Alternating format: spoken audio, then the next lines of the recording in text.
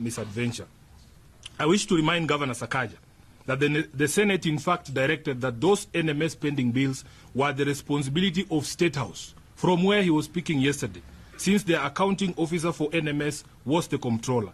He should have used the opportunity yesterday to remind the President that thousands of contractors and workers are still owed money by State House and their livelihoods remain in peril as Ruto continues to ignore them.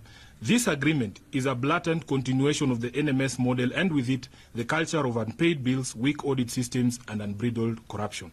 Fourthly, it is in the public knowledge that the national government owes Nairobians over 100 billion shillings in unpaid rates and other payables from national government institutions. Ruto throwing around the figure of 80 billion as a symbol of his generosity to the people of Nairobi is nothing but a ruse. Fifthly, the national government continues to hold on to functions that are solidly county functions under the 4th schedule of the Constitution. For instance, the Constitution recognizes only 2 levels of roads, and that is national trunk roads and county roads.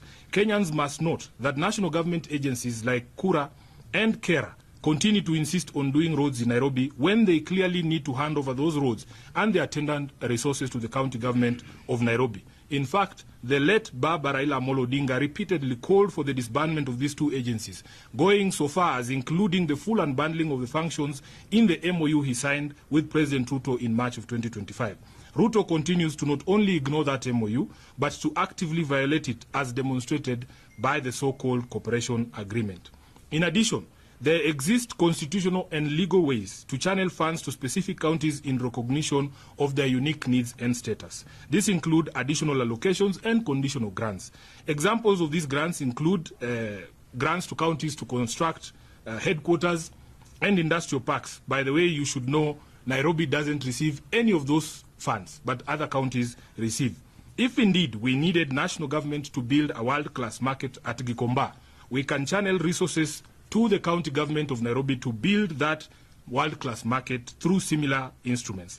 Lastly, it is my considered view that arrangements such as NMS and the proposed cooperation agreement unnecessarily obfuscate and complicate oversight and accountability processes by the assemblies, the Senate, and the Office of the Auditor General.